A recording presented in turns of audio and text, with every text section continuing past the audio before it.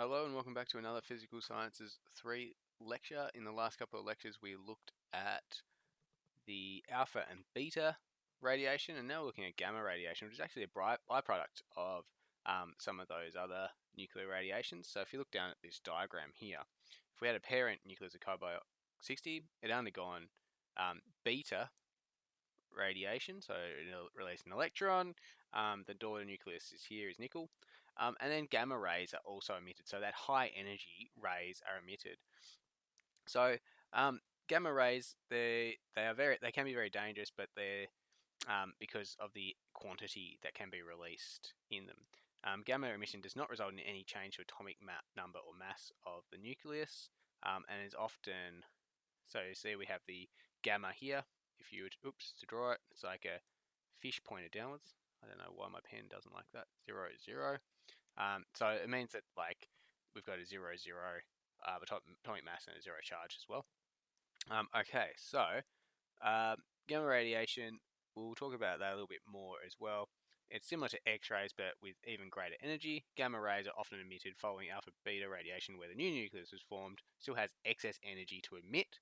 The gamma emission often occurs many hours or days after the alpha-beta emission. Okay, so it's the energy that's released in order to fully stabilize a nucleus. So gamma rays have extremely large penetration distances through air as well. So we'll have a look at the summary. Okay, so there's a few laboratory precautions, and I'm going to let your teacher do that when you go over those when you're actually in the lab doing this. General precautions, old watches and clocks, okay, so there's a bunch of precautions here. I want to skip down to the summary of alpha, beta, and gamma radiation.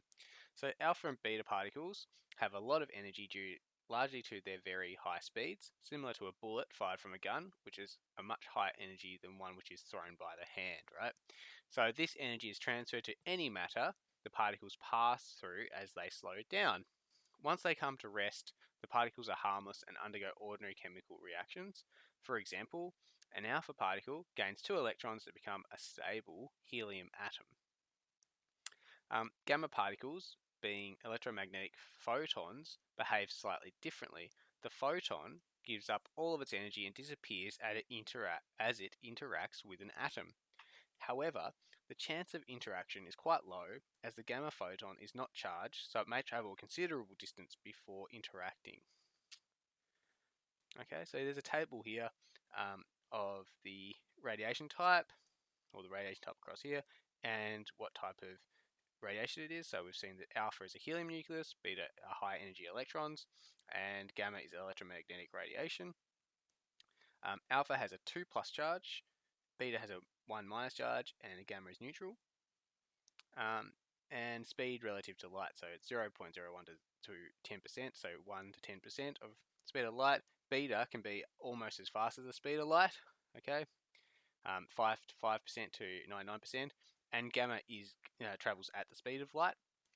Distance in air, so if you want to protect yourself from some alpha particles, here are the distance in air and stop by here. So we have distance there, it will travel a few centimeters in the air and stop by paper. Beta can travel 20 to 30 centimeters, so the size of a normal ruler in air, and is stopped by aluminium. Gamma can travel for a few kilometers.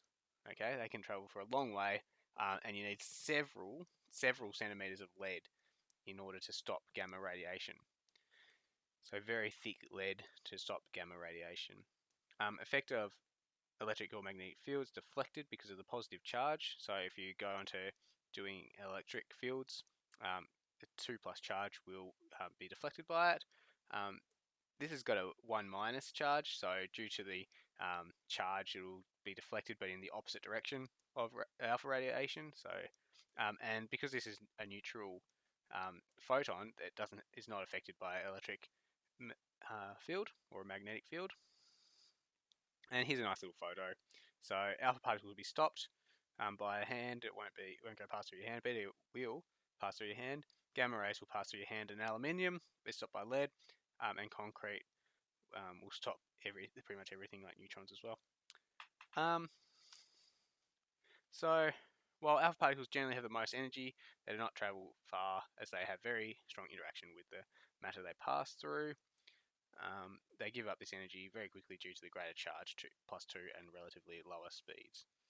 Alpha particles therefore have a greater effect, but over a shorter distance than beta particles and alpha particles. So alpha particles are the most dangerous because they have a high charge as well, so they have a greater ionization ability.